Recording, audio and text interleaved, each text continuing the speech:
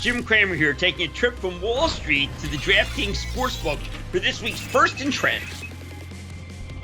The Saints were handed a victory in Week 12 when the Broncos showed up to play without a quarterback. That win, while convincing, doesn't seem to be inspiring too much confidence for sharp bettors, who actually seem to be taking a strong stance against Taysom Hill and the Saints offense in Week 13. Most bettors do prefer the Saints and the over, but despite that, the spread and the total have both been falling. Hill only had 78 passing yards last week. They'll probably need to do a lot more to win this week's divisional road game in Atlanta.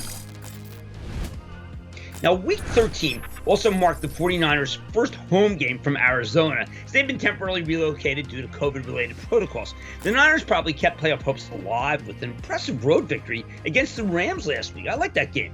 And the betting line trends, well, they seem to suggest that they can keep things going against the Bills.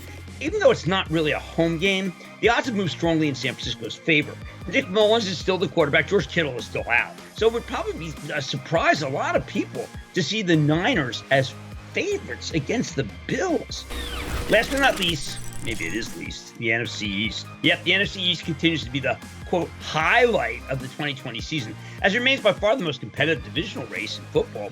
The two teams that spent most of the year as the divisional favorites, the Eagles and the Cowboys, are now the longest odds to win, while the New York Giants and the Washington football team are the odds-on favorites. To make things even more interesting, the first-place Giants will likely be starting Colt McCoy at quarterback this week in Seattle. Needless to say, the NFC East figures to have several more twists and turns before this season is over.